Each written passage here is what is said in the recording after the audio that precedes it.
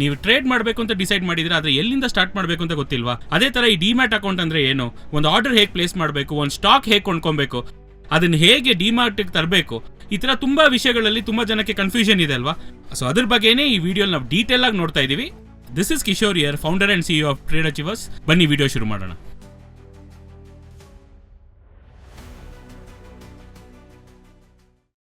So ಇವಾಗ ನಾವು stock market ಒಳಗೆ ಬರಬೇಕು ಅಂತ ಡಿಸೈಡ್ ಮಾಡಿದ್ದೀವಿ, ಆದರೆ ಏನೇನು ವಿಷಯಗಳೆಲ್ಲ ಗೊತ್ತಿರಬೇಕು. ಇವಾಗ ಫಸ್ಟು ಒಳಗೆ ಬರ್ತಾ ಇದೀವಿ, ಟ್ರೇಡ್ ಮಾಡಬೇಕು ಅಂದರೆ ಹಾಗೆ ಟ್ರೇಡ್ ಮಾಡೋಕ್ಕಾಗತ್ತಾ? ಇಲ್ಲ, ಅದಕ್ಕೆ ಅಂತ ಸರ್ಟನ್ ಪ್ರೊಸೀಜರ್ಸ್ ಇದೆ. ಅದಕ್ಕೆ ಏನು ಬೇಕು ಅಂದರೆ ಫಸ್ಟ್ ನಮಗೊಂದು ಡಿಮ್ಯಾಟ್ ಅಕೌಂಟ್ ಓಪನ್ ಮಾಡಬೇಕು. ಇವಾಗ ಹೇಗೆ ನಾವು ಒಂದು ಬ್ಯಾಂಕಲ್ಲಿ ಟ್ರಾನ್ಸಾಕ್ಷನ್ ಮಾಡಬೇಕಂದ್ರೆ ಬ್ಯಾಂಕ್ ಅಕೌಂಟ್ ಓಪನ್ ಮಾಡ್ತೀವೋ, ಅದೇ ಥರ ಈ ಸ್ಟಾಕ್ಸಲ್ಲಿ ಡೀಲ್ ಮಾಡಬೇಕಂದ್ರೆ ನಮಗೆ ಒಂದು ಡಿಮ್ಯಾಟ್ ಅಕೌಂಟ್ ಇರಬೇಕು. ಆ ಡಿಮ್ಯಾಟ್ ಅಕೌಂಟ್ ಓಪನ್ ಮಾಡೋಕ್ಕೆ ಏನೇನು ವಿಷಯಗಳು ಬೇಕು, ಏನೇನು ಥರ ಡಾಕ್ಯುಮೆಂಟ್ಸ್ ಬೇಕು, ಅದಾದಮೇಲೆ ಈ ಬ್ರೋಕರೇಜ್ ಅಕೌಂಟ್ ಓಪನ್ ಮಾಡಿದ ಮೇಲೆ ಅದರಲ್ಲಿ ಹೇಗೆ ಆರ್ಡರ್ಸ್, ಇದೆಲ್ಲ ನಾವು ಡೀಟೇಲ್ ಆಗಿ ನೋಡೋಣ. ಸೊ ಫಸ್ಟ್ ಬಂದು ನಾವು ಡಿಮ್ಯಾಟ್ ಅಕೌಂಟ್ ಓಪನ್ ಮಾಡಬೇಕು. ಇವಾಗ ನೀವು ಡಿಮ್ಯಾಟ್ ಅಕೌಂಟ್ ಓಪನ್ ಮಾಡೋಕ್ಕೆ ನೀವು ಹೋಗಿ ಯಾವುದನ್ನ ಒಂದು ಬ್ರೋಕರ್ನ ಹೋಗಿ ಅಪ್ರೋಚ್ ಮಾಡಿದ್ರೆ ಅವ್ರು ಏನು ಮಾಡ್ಕೊಡ್ತಾರೆ, ನಿಮಗೆ ಡಿಮ್ಯಾಟ್ ಅಕೌಂಟ್ ಓಪನ್ ಮಾಡ್ಕೊಡ್ತಾರೆ. ಸೊ ಮಾರ್ಕೆಟಲ್ಲಿ ತುಂಬ ಬ್ರೋಕರ್ಸ್ ಇದ್ದಾರೆ, ಡಿಸ್ಕೌಂಟೆಡ್ ಬ್ರೋಕರ್ಸು ಇದ್ದಾರೆ, ಪ್ಲಸ್ ಫುಲ್ ಸರ್ವಿಸ್ ಬ್ರೋಕರ್ಸ್ ಕೂಡ ಇದ್ದಾರೆ. ನೀವು ಯಾರನ್ನ ಚೂಸ್ ಮಾಡ್ತೀರೋ ನಿಮಗೆ ಬಿಟ್ಟಿದ್ದು, ನಿಮಗೆ ಬೇಕಾಗಿರೋ ಥರ ಚೂಸ್ ಮಾಡ್ಕೊಬೋದು. ಇವಾಗ ಅವರು ಡಿಮ್ಯಾಟ್ ಅಕೌಂಟ್ ಓಪನ್ ಮಾಡೋಕ್ಕೆ ಏನೇನು ಡಾಕ್ಯುಮೆಂಟ್ಸ್ ಎಲ್ಲ ಬೇಕಾಗುತ್ತೆ ಅಂದರೆ ಫಸ್ಟ್ ನೀವು ಎಲಿಜಿಬಿಲಿಟಿ ಇಂಡಿಯನ್ ಆಗಿರಬೇಕು, 18+ ಆಗಿರಬೇಕು. ಅದೇ ಥರ ಆಕ್ಟಿವ್ ಬ್ಯಾಂಕ್ ಅಕೌಂಟ್ ಇರಬೇಕು. Minimum 3 to 6 months bank statement ನಿಮ್ಮ ಹತ್ರ ಕೇಳ್ತಾರೆ. ಟ್ರಾನ್ಸಾಕ್ಷನ್, ಆ ಸ್ಟೇಟ್ಮೆಂಟು ಅದರಲ್ಲಿ ಇಷ್ಟು ಟ್ರಾನ್ಸಾಕ್ಷನ್ ಇರಬೇಕು, ಇಲ್ಲ ಇಷ್ಟು ಸ್ಯಾಲ್ರಿ, ಆ ಥರ ಎಲ್ಲ ಏನಿಲ್ಲ. ಜಸ್ಟ್ ಒಂದು 6 months ಬ್ಯಾಂಕ್ ಸ್ಟೇಟ್ಮೆಂಟ್ ಇದ್ದರೆ ಸಾಕು. ನೀವು ಅದಿಟ್ಕೊಂಡು ಡಿಮ್ಯಾಟ್ ಅಕೌಂಟ್ ಪ್ರೊಸೀಡ್ ಮಾಡ್ಬೋದು. ಅದ್ರ ಜೊತೆಗೆ ಲಿಸ್ಟ್ ಆಫ್ KYC ಡಾಕ್ಯುಮೆಂಟ್ಸ್ ಏನೇನು ಬೇಕು ಅಂತ ನೋಡಿದ್ರೆ PAN card, proof of address, ನಿಮ್ಮ ಆಧಾರ್ ಆಗಿರ್ಬೋದು, ಇಲ್ಲ ಡ್ರೈವಿಂಗ್ ಲೈಸೆನ್ಸ್, ಪಾಸ್ಪೋರ್ಟ್ ಆಗಿರ್ಬೋದು.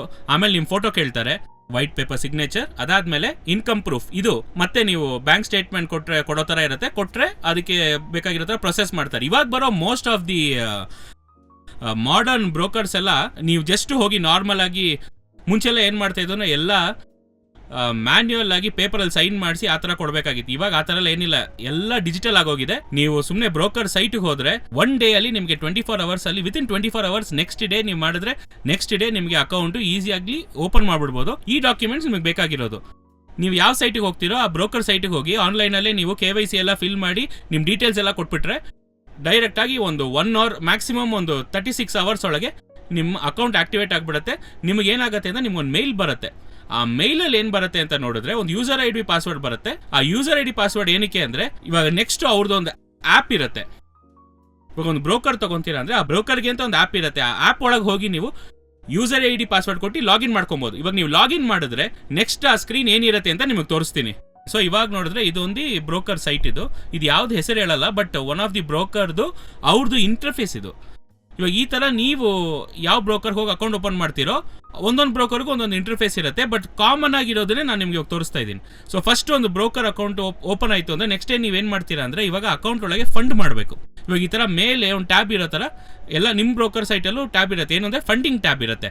ಆ ಫಂಡಿಂಗ್ ಟ್ಯಾಬ್ ಒಳಗೆ ಹೋದರೆ ಆ್ಯಡ್ ಪೇಮೆಂಟ್, ಒಂದು ಪೇಯಿನ್, ಆಮೇಲೆ ವಿಡ್ರಾವಲ್, 2 ಆಪ್ಷನ್ ಇರುತ್ತೆ ಕೊಟ್ಟಿರ್ತಾರೆ. ನೀವು ಇವಾಗ ಅಮೌಂಟ್ ಆ್ಯಡ್ ಮಾಡುವಾಗ ಪೇಯಿನ್ ಕೊಟ್ಟರೆ ನಿಮ್ಮ ಬ್ಯಾಂಕ್ ಅಕೌಂಟ್ ನೀವು ಆಲ್ರೆಡಿ ಕೊಟ್ಟಿರ್ತೀರ ಗೊತ್ತಾ, ಆ ಬ್ಯಾಂಕ್ ಅಕೌಂಟ್ ಆಟೋಮೆಟಿಕ್ಕಾಗಿ ನಿಮಗೆ ತೋರಿಸುತ್ತೆ. ಅದು ಕ್ಲಿಕ್ ಮಾಡಿ ನೀವು ಪೇಯಿನ್ ಕೊಟ್ಟರೆ ಆಟೋಮೆಟಿಕ್ಕಾಗಿ ನಿಮ್ಮ ಬ್ಯಾಂಕ್ ಅಫಿಷಿಯಲ್ ಸೈಟ್ಗೆ ಹೋಗಿ ನೀವು OTP ಹಾಕಿ ನೀವು ಎಷ್ಟು ಅಮೌಂಟ್ ಅಂತ ಹಾಕಿದ್ರೆ ಡೆಬಿಟ್ ಆಗಿ ಎಲ್ಲಿ ಬರುತ್ತೆ ಅಂತ ನೋಡಿದ್ರೆ ಬ್ರೋಕರ್ ಅಕೌಂಟಿಗೆ ಬಂದ್ಬಿಡುತ್ತೆ. So this is broker account. ಇವಾಗ ಆ ಬ್ರೋಕರ್ ಅಕೌಂಟಿಂದಾನೆ ನೆಕ್ಸ್ಟ್ ನೀವು ಟ್ರೇಡ್ ಮಾಡ್ತೀರಾ. ಇವಾಗ ನಿಮ್ಮ ಅಕೌಂಟಲ್ಲಿ ಬ್ರೋಕರ್ ಅಕೌಂಟಲ್ಲಿ ದುಡ್ಡಿದೆ, ಲೆಟ್ಸೇ ಒಂದು 1 ಲಕ್ಷ ರೂಪಾಯಿ ಹಾಕಿದ್ದೀರಾ, 50,000 ರೂಪಾಯಿ ಹಾಕಿದ್ದೀರಾ ಅಂದರೆ ಆ 1 lakh ಇಟ್ಕೊಂಡೆ ನೆಕ್ಸ್ಟ್ ನೀವು ಸ್ಟಾಕ್ ತೊಗೊತೀರಾ, ಇಲ್ಲ ಫ್ಯೂಚರಲ್ಲಿ ಟ್ರೇಡ್ ಮಾಡ್ತೀರಾ, ಇಲ್ಲ ಆಪ್ಷನಲ್ಲಿ ಟ್ರೇಡ್ ಮಾಡ್ತೀರಾ ಅಂತ ಇರೋದು. ಇವಾಗ ನೆಕ್ಸ್ಟ್ ಏನು ಮಾಡಬೇಕಂದ್ರೆ ಫಂಡ್ ಬಂದಾಯ್ತು, ಇವಾಗ 1 lakh ಇದೆ ಅಂತ ಇಟ್ಕೊಳ್ಳೋಣ. ಇವಾಗ ನೆಕ್ಸ್ಟ್ ಸ್ಟೆಪ್ ಏನು ಅಂದರೆ ಯಾವ ಸ್ಟಾಕ್ನ ತೊಗೊಬೇಕು ಅನ್ನೋದು. ಇವಾಗ ಆ ಸ್ಟಾಕ್ನ ತೊಗೊಳಕ್ ಮುಂಚೆ ಅದನ್ನ ವಾಚ್ ಲಿಸ್ಟಲ್ಲಿ ಆ್ಯಡ್ ಮಾಡಬೇಕು. ಈ ಸೈಡಲ್ಲಿ ನೋಡಿ ವಾಚ್ ಲಿಸ್ಟ್ ಅಂತ ಇದೆಯಲ್ಲ, ಇವಾಗ ವಾಚ್ ಲಿಸ್ಟಲ್ಲಿ ಇವಾಗ going to add it. For example HDFC bank ಅಂತ ಒಂದು ಸ್ಟಾಕ್ ಇದೆ ಅನ್ಕೊಳ್ಳಿ. ಇವಾಗ HDFC ಸ್ಟಾಕ್ ಬಂದು ನಾವು ಇವಾಗ ತೊಗೊತೀವಿ ಅಂದರೆ ಇವಾಗ HDFC ಬ್ಯಾಂಕ್ದು ಸ್ಟಾಕ್ ತೊಗೊತೀವಿ ಅಂದರೆ ಇಲ್ಲಿ ನೋಡಿ ಲಿಸ್ಟ್ ಆಫ್ ಆಪ್ಷನ್ಸ್ ಬರುತ್ತೆ. ಇಲ್ಲಿ ಬಂದು ಕ್ಲಿಕ್ ಮಾಡಿದ್ರೆ ಆ್ಯಡ್ ಮಾಡಿದ್ರೆ ಇಟ್ಕೊಳ್ಳಿ, ಆಟೋಮೆಟಿಕಲಿ HDFC ಬ್ಯಾಂಕ್ದು ಈಕ್ವಿಟಿ, EQ ಅಂದರೆ ಈಕ್ವಿಟಿ ಅಂತ ಅರ್ಥ. ಇದೇ ನೀವು ಫ್ಯೂಚರ್ಸ್ ಅಂದರೆ ಇದೇ HDFC ಟೈಪ್ ಮಾಡಿ ಕೆಳಗೆ ನೋಡಿದ್ರೆ ನಿಮಗೆ HDFC ಬ್ಯಾಂಕ್ ಫ್ಯೂಚರ್ಸು ಆ ಮಂತ್ದು ಕಾಂಟ್ರಾಕ್ಟ್ ಇರುತ್ತೆ. ಫಾರ್ ಎಕ್ಸಾಂಪಲ್ ಡಿಸೆಂಬರ್ ತೊಗೊಳ್ತೀವಿ, ಡಿಸೆಂಬರ್ ಆ್ಯಡ್ ಮಾಡ್ಕೊತೀವಿ. ಇವಾಗ EQ ಅಂದರೆ ಈಕ್ವಿಟಿ ಅಂತ ಅರ್ಥ, FUT ಅಂದರೆ ಫ್ಯೂಚರ್ಸ್ ಅಂತ ಅರ್ಥ. ಫ್ಯೂಚರ್ಸ್ ಅಲ್ಲಿ ಆ ಮಂತಿಗಿರೋ ಕಾಂಟ್ರಾಕ್ಟ್ಸ್ ಕೊಟ್ಟಿರ್ತಾರೆ. ಸೊ ಇವಾಗ ಈಕ್ವಿಟಿ ಅನ್ನೋದು ಏನು ಅಂತ ನೋಡಿದ್ರೆ ಸ್ಟಾಕ್. ಇವಾಗ ನೀವು ತಗೊಂಡು ಇಟ್ಕೊಂಡ್ರೆ, ಇವಾಗ ಬ್ರೋಕರ್ ಅಕೌಂಟಲ್ಲಿ 1 lakh ಇಟ್ಟಿದ್ದೀರಲ್ವಾ, ಇವಾಗ 1 lakh ಲೆಟ್ಸೆ HDFC ಬ್ಯಾಂಕಲ್ಲಿ ಲೆಟ್ಸೆ ಇವಾಗ ಒಂದು HDFC ಬ್ಯಾಂಕ್ ಸ್ಟಾಕ್ ವ್ಯಾಲ್ಯೂ ಬಂದು ಒಂದು 2,000 ರೂಪಾಯಿ ಹೋಗ್ತಾ ಇದೆ ಅಂತ ಇಟ್ಕೊಳ್ಳೋಣ. ಇವಾಗ ನೀವು ಇದು ಬೈ ಮಾಡ್ತೀರಾ ಅಂದರೆ ಇಲ್ಲಿ ಬೈ ಕೊಟ್ಟರೆ ಇಲ್ಲಿ ಈ ವಿಂಡೋ ನಿಮಗೆ ಓಪನ್ ಆಗುತ್ತೆ. ಇವಾಗ ಈ ವಿಂಡೋ ಓಪನ್ ಆಯಿತು ಅಂತ ಇಟ್ಕೊಳ್ಳಿ. ನೆಕ್ಸ್ಟ್ ಬಂದು ನೀವೇನು ಮಾಡಬೇಕಂದ್ರೆ ಇದ್ರಲ್ಲಿ ತುಂಬ ಆಪ್ಷನ್ಸ್ ಇದೆ. ತುಂಬ ಜನಕ್ಕೆ ಇದು ಕನ್ಫ್ಯೂಸಿಂಗ್ ಆಗಿರ್ಬೋದು. ಇದೇನು ಅಂತ ನಾನು ನಿಮ್ಗೆ ಎಕ್ಸ್ಪ್ಲೈನ್ ಮಾಡ್ತೀನಿ. ಇದ್ರಲ್ಲಿ ಏನು ಅಂದರೆ ರೆಗ್ಯುಲರ್ ಬ್ರಾಕೆಟ್ AMO ಅಂತ ಇಲ್ಲಿದೆ. ಇವಾಗ ನಾವು ರೆಗ್ಯುಲರ್ನ ಫಸ್ಟ್ ನಾವು ನೋಡೋಣ ಅದೇನು ಅಂತ. ರೆಗ್ಯುಲರ್ ಆರ್ಡರ್ ಅಂದರೆ ಇವಾಗ ನೀವು ಟ್ರೇಡ್ ಮಾಡ್ತೀರಾ ಅಂತ ಇಟ್ಕೊಳ್ಳಿ. ನಾರ್ಮಲ್ ಆಗಿ ಎಲ್ಲರೂ ರೆಗ್ಯುಲರಲ್ಲೇ ಮೋಸ್ಟ್ಲಿ ಮಾಡೋದು. ಬ್ರಾಕೆಟ್ AMO ನೆಕ್ಸ್ಟ್ ಹೇಳ್ತೀನಿ. ರೆಗ್ಯುಲರ್ ಅನ್ನೋದು ನಾರ್ಮಲ್ ಆಗಿ ರೆಗ್ಯುಲರ್ ಆಗಿ ಟ್ರೇಡ್ ಮಾಡುವಂಥ ವಿಷಯ. ಅದರಲ್ಲಿ ತುಂಬ ಸಬ್ ಡಿವಿಷನ್ಸ್ ಇದೆ. MIS ಅಂತ ಇದೆ. MIS ಅಂದ್ರೆ ಏನು ಅಂದರೆ ಮಾರ್ಜಿನ್ ಇಂಟ್ರಾಡೇ ಸ್ಕ್ವೇರ್ ಆಫ್. ಅಂದ್ರೆ ಅರ್ಥ ಏನು ಅಂದರೆ ಲೆಟ್ಸೆ ಇವಾಗ ನೀವು ಬಂದು ಒಂದು ಸ್ಟಾಕ್ ನ ಒಂದು ಹೋಲ್ಡಿಂಗ್ಗೋಸ್ಕರ ತಗೊಂತಾ ಇಲ್ಲ, ಒಂದು ಡೇ ಟು ಡೇ ಬೇಸಿಸ್ಗೋಸ್ಕರ ತಗೊಂಡು ಮಾರಕ್ಕೆ ಇಟ್ಟಿದ್ದೀರಾ. ಇವಾಗ ಹೇಗೆ ಒಂದು ವ್ಯಾಪಾರ ಮಾಡ್ತಾರೆ ಡೇ ಟು ಡೇ ಬೇಸಿಸ್ ಅಲ್ಲಿ ತಗೊಂಡು ಮಾರೋದು, ಆ ತರ ನೀವು ಸ್ಟಾಕ್ ನ ತಗೊಂಡಿಟ್ಕೊಂಡು ಅವತ್ತು ಇವಾಗ ಮಾರ್ಕೆಟ್ ಓಪನಿಂಗ್ ತಗೊಂಡ್ರಿ 3:15 ಮುಂಚೆನೆ ಆಟೋಮೆಟಿಕ್ ಆಗಿ ಕ್ಲೋಸ್ ಆಗ್ಬಿಡುತ್ತೆ. ಅವಾಗ MIS ಆರ್ಡರ್ ಹಾಕಿದ್ರೆ ನೀವು ಮಾಡಿಲ್ಲ ಅಂದ್ರೂ 3:25 ಇಲ್ಲ 3:23 ಆ ಬ್ರೋಕರ್ ಟೈಮಿಂಗಿಗೆ ಆಟೋಮೆಟಿಕ್ ಆಗಿ ಅವರೇ ಆರ್ಡರ್ನ ಕ್ಲೋಸ್ ಮಾಡ್ಬಿಡ್ತಾರೆ. ಅದಕ್ಕೋಸ್ಕರನೇ MIS ಆರ್ಡರ್ನ ಯೂಸ್ ಮಾಡೋದು. ಇಂಟ್ರಾಡೇ ಅಲ್ಲಿ ಆರ್ಡರ್ ಸ್ಕ್ವೇರ್ ಆಫ್ ಮಾಡೋಕ್ಕೆ MIS ಆರ್ಡರ್ ಅಂತ ಹೇಳ್ತೀವಿ. ಇದಕ್ಕೆ ನೆಕ್ಸ್ಟ್ ಏನು ಅಂತ ನೋಡಿದ್ರೆ CNC ಕ್ಯಾಶ್ ಅಂಡ್ ಕ್ಯಾರಿ. ಇವಾಗ ಈ CNC ಅನ್ನೋದು ಏನು ಅಂದ್ರೆ ಇದೇ ಬಂದು ಸ್ಟಾಕ್ ನ ತಗೊಂಡಿಟ್ಕೊಳ್ಳೋದು ಫಾರ್ ಲಾಂಗ್ ಟರ್ಮ್ ಇನ್ವೆಸ್ಟ್ಮೆಂಟ್. ಇವತ್ತು ನೀವು HDFC ಸ್ಟಾಕ್ ಒಂದು 10 ಸ್ಟಾಕ್ ತಗೊಂತೀರಾ ಅಂದ್ರೆ ಅದನ್ನ ತಗೊಂಡು ನೀವು ಹೋಲ್ಡಿಂಗ್ ನನ್ನ ಫ್ಯೂಚರ್ ಇನ್ವೆಸ್ಟ್ಮೆಂಟ್ ಆಗಿ ನಾನು ಇದನ್ನ ಹಾಕ್ತೀನಿ ಅಂತ ಡಿಸೈಡ್ ಮಾಡಿದ್ರೆ ಈ ಕ್ಯಾಶ್ ಅಂಡ್ ಕ್ಯಾರಿ ಕೊಟ್ಟು ನೀವು ತಗೊಂಡ್ರೆ ಏನಾಗುತ್ತೆ ಅಂದ್ರೆ ಇದು ನಿಮಗೆ ಸೆಟಲ್ಮೆಂಟ್ ಡೇಸ್ ಅಂತ ಇರುತ್ತೆ. ಒಂದು T+2 T+3 trading days plus 2 days ಅದು ಬಂದು ಸೆಟಲ್ಮೆಂಟ್ ಆಗಿ ಎಲ್ಲಿ ಬರುತ್ತೆ ಅಂದ್ರೆ ನಿಮ್ ಡಿಮ್ಯಾಟ್ ಅಕೌಂಟಿಗೆ ಬರುತ್ತೆ. ಸೊ ಇವಾಗ ಇದುವರೆಗೂ ನಾವು ನೋಡ್ತಾ ಇರೋದೆಲ್ಲ ಬ್ರೋಕರ್ ಅಕೌಂಟ್. ಈ ಬ್ರೋಕರ್ ಅಕೌಂಟ್ ಇಂದ ನೆಕ್ಸ್ಟ್ ಎಲ್ಲಿ ಹೋಗುತ್ತೆ ಅಂದ್ರೆ ಆ ಸ್ಟಾಕ್ಸ್ ಬಂದು CNC ಹಾಕಿ ತಗೊಂಡ್ರೆ it goes to your demat account. ಇವಾಗ ಡಿಮ್ಯಾಟ್ ಅಕೌಂಟ್ ಹೋಗಿದ್ಮೇಲೆ ಅದು ನಿಮ್ ಸ್ಟಾಕ್ ನೀವು ಇನ್ವೆಸ್ಟ್ ಮಾಡಿರೋ ಸ್ಟಾಕ್ಸ್ ಅದು ಡಿಮ್ಯಾಟ್ ಅಕೌಂಟ್ ಅಲ್ಲೇ ಇರುತ್ತೆ. So that is why we use for long term investment cash and carry. ಇದೇನು ಅಂದ್ರೆ ನೀವು ಫುಲ್ ಅಮೌಂಟ್ ಕೊಟ್ಟು ತಗೋಬೇಕು. ಇವಾಗ 2,000 ರೂಪಾಯಿ ಸ್ಟಾಕ್ ಅಂದ್ರೆ 10 ಸ್ಟಾಕ್ ಅಂದ್ರೆ 20,000 ರೂಪಾಯಿ ಫುಲ್ ಅಮೌಂಟ್ ಅಪ್ಫ್ರಂಟ್ ಆಗಿ ಕೊಟ್ಟು ನಿಮ್ಮ ವಸ್ತು ನಿಸ್ಕೊಬೇಕು. ಸೊ ಇವಾಗ 2,000 rupees ನೀವು ಫುಲ್ ಅಮೌಂಟ್ ಕೊಟ್ಟು ತಗೊಂಡಿದ್ದೀರಾ ಅಂದ್ರೆ ಅದು ಎಲ್ಲಿ ಹೋಗುತ್ತೆ ಅಂದ್ರೆ ಅದು ಆಟೋಮೆಟಿಕ್ ಆಗಿ ನಿಮ್ಮ ಡಿಮ್ಯಾಟ್ ಅಕೌಂಟ್ ಅಲ್ಲಿ ತಗೊಂಡಿಟ್ಕೊಬಹುದು. ಸೊ ಅದು ನೀವು ಮಾರುವಾಗ ಮಾತ್ರ ಹೋಗುತ್ತೆ. So it is for long term investment CNC. Next ಏನು ಅಂತ ನೋಡಿದ್ರೆ it is called as margin trading facility, MTF ಅಂತ ಹೇಳ್ತಾರೆ. ಇದು ಬಂದು ಬ್ರೋಕರ್ ಟು ಬ್ರೋಕರ್ ಡಿಫರ್ ಆಗುತ್ತೆ. ಈ ಮಾರ್ಜಿನ್ ಟ್ರೇಡಿಂಗ್ ಫೆಸಿಲಿಟಿ ಅನ್ನೋದು ಏನು ಅಂದ್ರೆ ಫಸ್ಟು ನೀವು ಬ್ರೋಕರ್ ಜೊತೆ ಒಂದು ಅಗ್ರಿಮೆಂಟ್ ಹಾಕೊಂತೀರಾ. ಆ ಅಗ್ರಿಮೆಂಟ್ ನೀವು ಸೈನ್ ಮಾಡಿದ್ರೆ broker will give you certain leverage. Leverage ಅಂತ ಹೇಳುವಾಗ ಏನು ಅಂದ್ರೆ ಇವಾಗ ನಿಮ್ಮ ಹತ್ರ ಒಂದು 1 ಲಕ್ಷ ರೂಪಾಯಿ ಇದೆ ಅಂದ್ರೆ ಆ 1 ಲಕ್ಷಕ್ಕೆ ಕೆಲವು ಬ್ರೋಕರ್ಸ್ 2 times ಕೊಡ್ತಾರೆ, ಕೆಲವು ಬ್ರೋಕರ್ಸ್ 4 times ಲೆವರೇಜ್ ಕೊಡ್ತಾರೆ. ಈ ಲೆವರೇಜ್ ಅಂದ್ರೆ ಏನು ಅಂದ್ರೆ 1 lakh ಇಟ್ಕೊಂಡು ನೀವು 4 lakhs ವರೆಗೂ ಟ್ರೇಡ್ ಮಾಡ್ಬೋದು. ಆದ್ರೆ ಆ 4 lakhs ಈ ಬ್ಯಾಲೆನ್ಸ್ ಇರೋ 4 lakhs ಅವ್ರು ಕೊಟ್ಟಿದ್ದಾರೆ ಗೊತ್ತಾ ನಿಮಗೆ ಲೋನ್ ಆಗಿ, ಅದಕ್ಕೆ ಬಂದು ನೀವು ವರ್ಷಕ್ಕೆ 18% ಬಡ್ಡಿ ಕಟ್ಟೋ ತರ ಇರುತ್ತೆ. ಇವಾಗ ಹೇಗೆ ನೀವು ಬ್ಯಾಂಕಲ್ಲಿ ಲೋನ್ ತಗೋತೀರೋ ಅದೇ ತರ ನೀವು ಬ್ರೋಕರ್ ಹತ್ರ ಲೋನ್ ತಗೊಂಡು ನೀವು ಟ್ರೇಡ್ ಮಾಡ್ಬೇಕಂದ್ರೆ ಮಾಡ್ಬೋದು. ಇದು ಬಂದು ಫಾರ್ ಈಕ್ವಿಟೀಸ್. ನೀವು ಸ್ಟಾಕ್ ಆಗಿ ತಗೊಂಡು ಇಟ್ಕೊಬೇಕು ಅಂದ್ರೆ ಧಾರಾಳವಾಗಿ ನೀವು ಅವ್ರ ಹತ್ರ ಅಗ್ರಿಮೆಂಟ್ ಮಾಡಿ MTF ಅಲ್ಲಿ ಹೋಗಿ ನೀವು ತಗೊಂಡ್ರೆ into 4 times, sometimes 2 times, sometimes 1 times leverage ತರ ಕೊಡ್ತಾರೆ. ಇದನ್ನ ಬಂದು ಎಕ್ಸೆಸ್ ದುಡ್ಡಾಗಿ ನೀವು ಕನ್ಸಿಡರ್ ಮಾಡಿ ಅವ್ರ ಕ್ಯಾಶ್ ಇಟ್ಕೊಂಡು ನೀವು ಬೈ ಮಾಡ್ಕೊಬಹುದು. ಆದ್ರೆ ವರ್ಷಕ್ಕೆ 18%. ಇವಾಗ ಏನಂದ್ರೆ ನೀವು ತಗೊಳ್ಳೋ ಸ್ಟಾಕ್ ಬಂದು ನಿಮಗೆ ವರ್ಷಕ್ಕೆ 18% ಗಿಂತ ಮೇಲೆ ಈಲ್ಡ್ ಕೊಟ್ರೇನೆ ಇಟ್ ಇಸ್ ವರ್ತ್ ಇಟ್. ನೀವು ತಗೊಂಡಿರೋ ಸ್ಟಾಕ್ 1 ವರ್ಷದಲ್ಲಿ 10% ಮಾತ್ರ ಏರ್ತು ಅನ್ಕೊಳ್ಳಿ, ನಿಮಗೆ ಬಡ್ಡಿನೇ 18% ಆಗಿರುತ್ತೆ. ಸೊ ಅದಕ್ಕೆ ಮೇಲೂ ನಿಮಗೆ ರಿಟರ್ನ್ಸ್ ಕೊಡೋ ಸ್ಟಾಕ್ ಕರೆಕ್ಟಾಗಿ ಅನಲೈಸ್ ಮಾಡಿ ತಗೊಂಡ್ರೆ MTF ಯೂಸ್ ಮಾಡೋದ್ರಲ್ಲಿ ತಪ್ಪಿಲ್ಲ. So margin trading facility plus and minus ಇದೆ.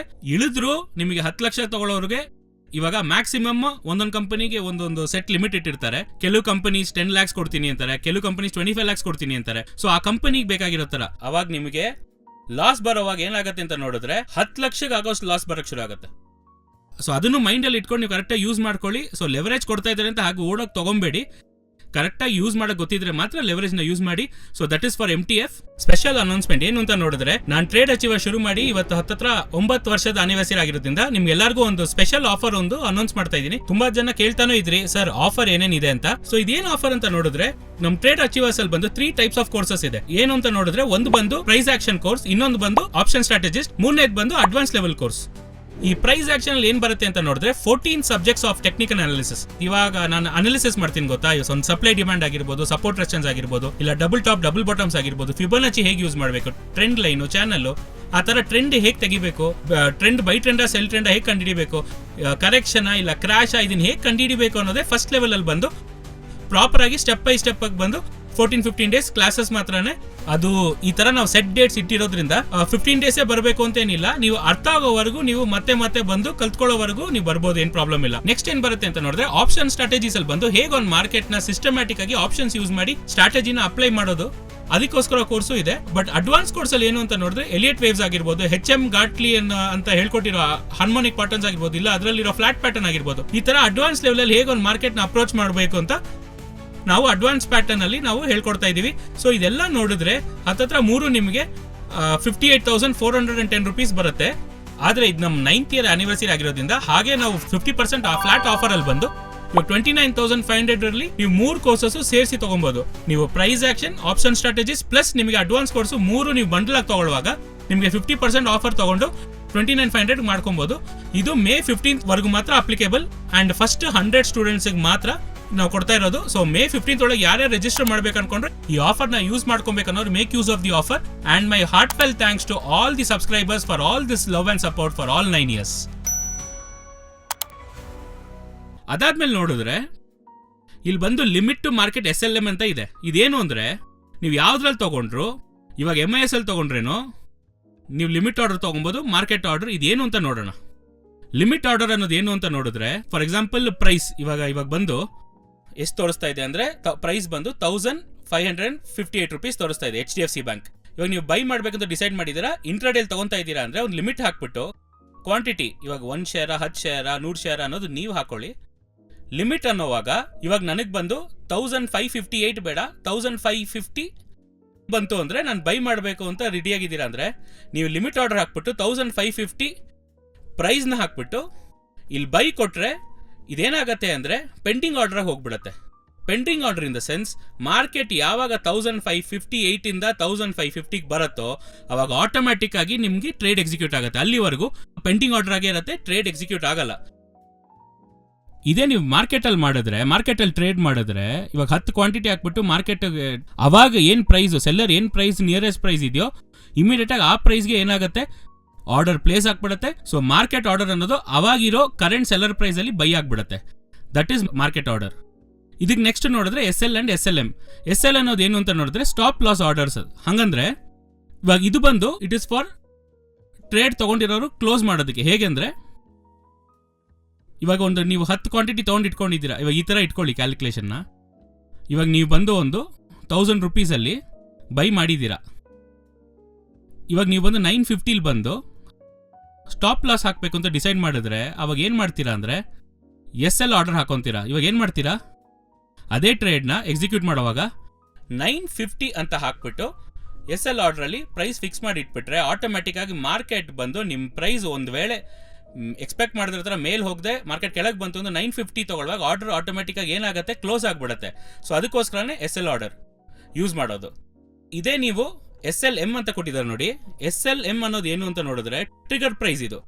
ಇವಾಗ ಇದೇ ತರ ಲೆಟ್ಸೆ ನೀವು ಬಂದು 1,558 ಅಲ್ಲಿ ಇದೆ, 1,500 ಬಂದು SLM ಹಾಕಿಟ್ರೆ ಮಾರ್ಕೆಟ್ ಬಂದು ಸಮ್ಟೈಮ್ಸ್ ಜಂಪ್ ಆಗುತ್ತೆ. ಹೇಗೆಂದ್ರೆ ಇವಾಗ ನೀವು 1,500 ಹಾಕಿಟ್ಟಿದ್ದೀರಾ, SL ಹಾಕೋವಾಗ ಏನಾಗುತ್ತೆ ಮಾರ್ಕೆಟ್ ಬಂದು 1,500 ಬರೋವಾಗ 1,501 ಇಂದ ಪ್ರೈಸ್ ಜಂಪ್ ಆಗಿ 1,498 ಹೋಯ್ತು ಅನ್ಕೊಳ್ಳಿ. 1,500 ಅಲ್ಲಿ ಪಂಚ್ ಆಗಿರಲ್ಲ, ಯಾರು ಬೈಯರ್ಸ್ ಇರಲ್ಲ ಸೆಲ್ಲರ್ಸ್ ಇರಲ್ಲ, ಸೊ ಜಂಪ್ ಆಗಿರುತ್ತೆ ಪ್ರೈಸು. ಅವಾಗ ನಿಮ್ ಸ್ಟಾಪ್ ಲಾಸ್ ಏನಾಗಿರಲ್ಲ, ಹಿಟ್ ಆಗಿರಲ್ಲ. ಈ ತರ ಟೈಮಲ್ಲೇ ತುಂಬಾ ಜನ ಲಾಸಸ್ ಅಲ್ಲಿ ಹೋಗ್ತಾರೆ. ಯಾಕಂದ್ರೆ ಸ್ಟಾಪ್ ಲಾಸ್ ಆರ್ಡರ್ ಹಾಕಿಟ್ಟಿರ್ತಾರೆ, ಮಾರ್ಕೆಟ್ ಅಲ್ಲಿ ಒಂದು ಕ್ರಾಶ್ ಬಂದಾಗ ಎಕ್ಸ್ಪೆಕ್ಟ್ ಮಾಡಿರೋ ಪ್ರೈಸ್ ಅಲ್ಲಿ ಟ್ರಿಗರ್ ಆಗದೆ ಮಾರ್ಕೆಟ್ ಜಂಪ್ ಆಗಿ ಹೋಯ್ತು ಅಂದ್ರೆ ನೀವು ಒಂದು 10,000 ರೂಪಾಯಿ ಲಾಸ್ ಅಂತ ಫಿಕ್ಸ್ ಮಾಡಿರ್ತೀರಾ, ಅದು 15-20 ಹೊರಟೋಗುತ್ತೆ. ಅದಕ್ಕೆ ರೀಸನ್ ಏನು ಅಂತ ನೋಡಿದ್ರೆ ನಿಮಗೆ ನಿಮ್ ಪ್ರೈಸ್ ಪರ್ಟಿಕ್ಯುಲರ್ ಪ್ರೈಸ್ ನೀವೇನು ಹಾಕಿರ್ತೀರೋ ಅಲ್ಲಿ ಟ್ರೇಡ್ ಆಗಿಲ್ಲ, ಅದನ್ನು ದಾಟಿ ಹೋಯ್ತು. ಸೊ ಆ ಟೈಮಲ್ಲಿ ಏನಾಗಬೇಕು ಅಂದ್ರೆ SLM ಅಂತ ಹಾಕಿದಾಗ ಏನಾಗುತ್ತೆ ಅಂದ್ರೆ ಮಾರ್ಕೆಟ್ ಬಂದು 1,500ಗಿಂತ ಕೆಳಗೆ ಹೋಗುವಾಗ ಯಾವ ಪ್ರೈಸ್ ನಿಯರೆಸ್ಟ್ ಆಗಿ ಫಸ್ಟ್ ಟ್ರೇಡ್ ಆಗುತ್ತೋ ಅಲ್ಲಿ ಆ ಟ್ರೇಡಿಗೆ ನಿಮ್ಮ ಆರ್ಡರ್ ಕ್ಲೋಸ್ ಆಗಿಬಿಡುತ್ತೆ. ಸೊ SLM ಅನ್ನೋದು 1,498 ನೆಕ್ಸ್ಟ್ ನಿಯರೆಸ್ಟ್ ನಿಮ್ಮ ಪ್ರೈಸ್ ದಾಟಿ ಕೆಳಗೆ ಹೋಯ್ತು ಅಂದ್ರೆ ಮಾರ್ಕೆಟ್ ಆಟೋಮೆಟಿಕ್ ಆಗಿ 1,498ಗೆ ನಿಮ್ಮ ಆರ್ಡರ್ ಕ್ಲೋಸ್ ಆಗಿಬಿಡುತ್ತೆ. ಸೊ ಇದೇ SLಗೂ SLMಗೂ difference. All right, this is for normal ಆಗಿ ಟ್ರೇಡಿಂಗ್ ಮಾಡುವಾಗ ರೆಗ್ಯುಲರ್ ಅಲ್ಲಿ ಇದೆಲ್ಲ ಡಿಫ್ರೆಂಟ್ ಪ್ಯಾರಾಮೀಟರ್ಸ್ ಇದೆ, ಅದು ಮಾಡ್ತಾ ನಿಮಗೆ ಅಭ್ಯಾಸ ಆಗುತ್ತೆ. ನೆಕ್ಸ್ಟ್ ಬಂದು ಬ್ರಾಕೆಟ್ ಆರ್ಡರ್ ಅನ್ನೋದು ಏನು ಅಂದ್ರೆ, ಬ್ರಾಕೆಟ್ ಆರ್ಡರ್ ಅನ್ನೋದು MIS ಅಲ್ಲಿ ಮಾತ್ರ ವರ್ಕ್ ಆಗುತ್ತೆ. ಆವತ್ತಿನ ಹೊತ್ತಿಗೆ ಟ್ರೇಡ್ ಮಾಡಿ ಕ್ಲೋಸ್ ಮಾಡೋದೇ ಇವಾಗ MIS ಅಲ್ಲಿ ನೋಡಿದ್ವಿ. ಇವಾಗ ಇದ್ರಲ್ಲಿ ಏನು ಅಂದ್ರೆ, ಇದರಲ್ಲೂ ನಿಮಗೆ ಒಂದು ಎಕ್ಸ್ಪೋಜರ್ ತರ ಕೊಡ್ತಾರೆ. ಒಂದೊಂದು ಕಂಪನಿ ಒಂದೊಂದು ಡಿಫ್ರೆಂಟ್ ಸೆಟ್ ಇಟ್ಟಿರ್ತಾರೆ ಬ್ರಾಕೆಟ್ ಆರ್ಡರ್ ಅಲ್ಲಿ. ಇವಾಗ ನಿಮ್ ಬ್ರೋಕರ್ ಎಷ್ಟು ಕೊಡ್ತಾರೆ, some company they gave leverage of 3 times 4 times. ಇವಾಗ ನೀವು 1 ಲಕ್ಷ ಇಟ್ಟರೆ ಹೇಳಿದ ತರ 4 ಲಕ್ಷವರೆಗೂ ನೀವು ಟ್ರೇಡ್ ಮಾಡ್ಬೋದು. ಆದ್ರೆ ಅವ್ರು ಅದಕ್ಕೇನು ಅಂದ್ರೆ, ಬ್ರಾಕೆಟ್ ಆರ್ಡರ್ ಹಾಕುವಾಗ predefined stop loss target ಎಲ್ಲ ಹಾಕಿಡ್ಬೇಕಾಗತ್ತೆ.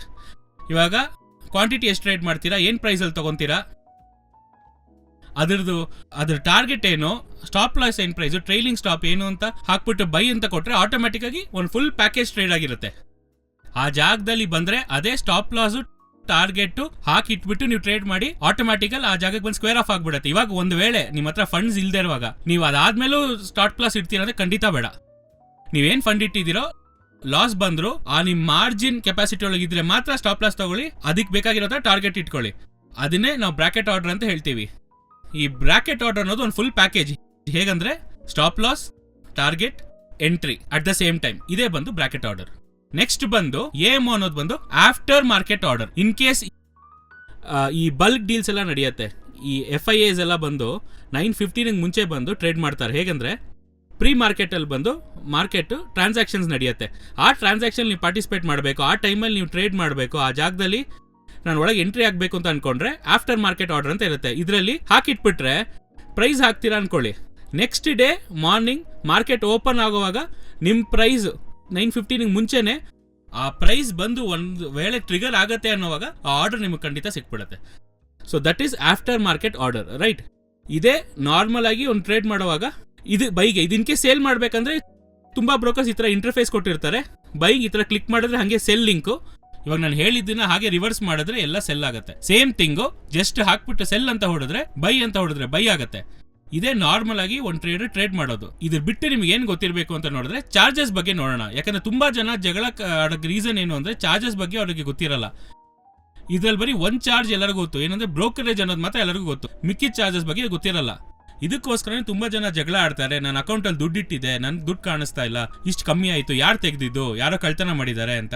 ಇದು ಏನಕ್ಕೆ ರೀಸನ್ ಅಂದ್ರೆ ಅವ್ರಿಗೆ ಚಾರ್ಜಸ್ ಬಗ್ಗೆ ಫುಲ್ ಐಡಿಯಾ ಇರಲ್ಲ. ಏನಂದ್ರೆ ಇವಾಗ ನೀವೇನ್ ಮಾಡಿ, ಯಾವ ಬ್ರೋಕರೇಜ್ ಅಲ್ಲಿ ಅಕೌಂಟ್ ಓಪನ್ ಮಾಡಿದ್ರು ಅವ್ರ ಬ್ಯಾಕ್ ಆಫೀಸ್ಗೆ ಹೋಗಿ ನೋಡಿದ್ರೆ ನಿಮ್ಗೆ ಎವ್ರಿ ಡೇ ಮುಗಿದ್ಮೇಲೆ ನಿಮ್ಗೊಂದು ಕಾಂಟ್ರಾಕ್ಟ್ ನೋಟ್ ಅಂತ ಬರುತ್ತೆ. ಇದು one of the contract note.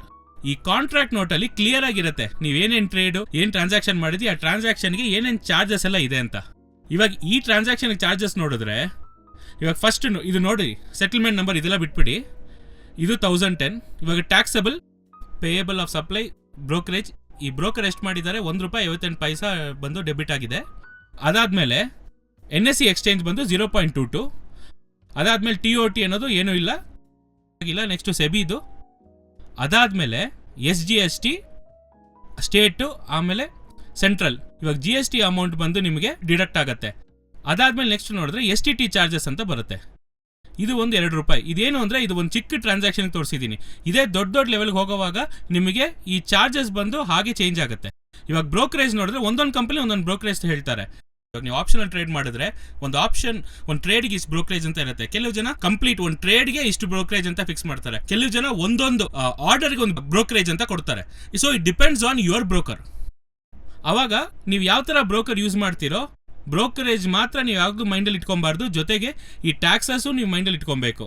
STT ಆಗಿರ್ಬೋದು, GST, SGST, CGST, ಅದಾದ್ಮೇಲೆ ಸೆಬಿದಾಗಿರ್ಬೋದು, NSEದಾಗಿರ್ಬೋದು, ಬ್ರೋಕರೇಜ್ ಆಗಿರ್ಬೋದು, ಇದೆಲ್ಲ ಕ್ಯಾಲ್ಕುಲೇಟ್ ಮಾಡಬೇಕು. ಇದನ್ನೆಲ್ಲ ಎಲ್ಲಿ ಹೋಗಿ ಚೆಕ್ ಮಾಡ್ಬೋದು ಅಂದ್ರೆ ನೀವು ಹೋಗಿ ಬ್ಯಾಕ್ ಆಫೀಸ್ ಅಲ್ಲಿ ನಿಮ್ ಕಾಂಟ್ರಾಕ್ಟ್ ನೋಟ್ ತಗೊಂಡ್ರೆ ಅದ್ರಲ್ಲಿ ನಿಮಗೆಲ್ಲ ಕ್ಲಿಯರ್ ಆಗಿ ಬಂದ್ಬಿಡತ್ತೆ. ಸೊ ಅದನ್ನು ನೀವು ಕ್ಲಿಯರ್ ಆಗಿ ಚೆಕ್ ಮಾಡ್ಕೊಳ್ಳಿ.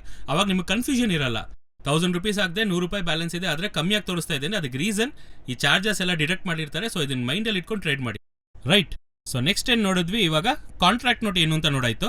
ಮುಖ್ಯವಾಗಿ ನೆಕ್ಸ್ಟ್ ನಾವು ಟ್ರೇಡ್ ಮಾಡ್ತೀವಿ ಅಂತ ಡಿಸೈಡ್ ಮಾಡಿದ್ಮೇಲೆ ಫಸ್ಟ್ ಏನ್ ನೋಡಿದ್ವಿ ಅಂದ್ರೆ ನಾವು ಬಂದು ಒಂದು ಡಿಮ್ಯಾಟ್ ಅಕೌಂಟ್ ಓಪನ್ ಮಾಡೋದು ಹೇಗೆ ಅಂತ ನೋಡಿದ್ವಿ. ನೆಕ್ಸ್ಟ್ ಬಂದು ಒಂದು ಬ್ರೋಕರ್ ಸೈಡ್ಗೆ ಹೋಗಿ ಹೇಗೆ ಆರ್ಡರ್ನೆಲ್ಲ ಪ್ಲೇಸ್ ಮಾಡ್ತಾರೆ ಅನ್ನೋದು ನೋಡಿದ್ವಿ. ನೆಕ್ಸ್ಟ್ ಕಾಂಟ್ರಾಕ್ಟ್ ನೋಟ್ ಹೇಗೆ ಅಂತಾನು ನೋಡಾಯ್ತು. 4ನೇ ವಿಷಯ ಬಂದು ಟ್ರೇಡ್ ಮಾಡುವಾಗ ಏನೇನು ವಿಷಯಗಳೆಲ್ಲ ನೋಡಬೇಕು ಅಂತ ಒಂದು ಚಾರ್ಟ್ ಮೂಲಕ ನೋಡ್ತೀವಿ. ಟ್ರೇಡಿಂಗ್ಗೆ ಯಾವ ತರ ಬೈಯಾಸ್ ಎಲ್ಲ ಇದೆಲ್ಲ ನೋಡೋಕೆ ಯಾವ್ದ್ರಲ್ಲಿ ನೋಡ್ತೀವಿ ಅಂದ್ರೆ ಚಾರ್ಟ್ ಅಲ್ಲಿ ನೋಡ್ತೀವಿ. ಆ ಚಾರ್ಟ್ ಯಾವ ತರ ಸೈಟ್ ಅಲ್ಲಿ ಯೂಸ್ ಮಾಡ್ತೀರಿ ಅಂತ ಇವಾಗ ನೋಡೋಣ. ಇವಾಗ ಇದು ಬಂದು ಒಂದು ಚಾರ್ಟ್ ಅಂತ. ಇದು ಚಾರ್ಟ್ ಏನಕ್ಕೆ ಅಂದರೆ ನಿಮ್ಮ ಪ್ರೈಸ್ ಮೂವ್ ಆಗುತ್ತೆ ಗೊತ್ತಾ, ಅಪ್ ಆ್ಯಂಡ್ ಡೌನ್ ಮೂವ್ ಆಗುವಾಗ ಆ ಪ್ರೈಸ್ ಎಲ್ಲ ಏನು ಮೂಮೆಂಟ್ ಆಗ್ತಾ ಇದೆ, ಯಾವ ಪ್ರೈಸಲ್ಲಿ ಮೊಮೆಂಟಮ್ ಇದೆ ಇದೆಲ್ಲ ಬಂದು ಈ ಪ್ರೈಸ್ ಸೈಡಲ್ಲಿ ತೋರಿಸುತ್ತೆ. ಇದು tradingview.com ಅಂತ ಹೇಳ್ತಾರೆ. ಇದು ಬಂದು one of the finest trading platforms. ನಾನು ಪರ್ಸ್ನಲಾಗಿ ಯೂಸ್ ಮಾಡೋದು. ಇದೇ ಥರ ಇದ್ರ ಬ್ಯಾಕಪ್ ಯೂಸ್ ಮಾಡೋ ಸೈಟ್ ಒಂದಿದೆ, ಅದು investing.com. ಹೋದರೆ ಇದು ನಿಮ್ಗೆ ಫ್ರೀಯಾಗಿ ಸಿಗುತ್ತೆ. ಇಲ್ಲಿ ಹೋಗಿ ನೀವು ಯಾವ ಚಾರ್ಟಲ್ಲಿ ಟ್ರೇಡ್ ಮಾಡ್ತೀರೋ ಆ ಚಾರ್ಟ್ಸ್ನ ಅನಲೈಸ್ ಮಾಡೋದಕ್ಕೆ ಈ ಚಾರ್ಟಿಂಗ್ ಸಾಫ್ಟ್ವೇರ್ಸ್ನ ಯೂಸ್ ಮಾಡಿದ್ರೆ ಇಟ್ ವಿಲ್ ಬಿ ಈಸಿಯರ್.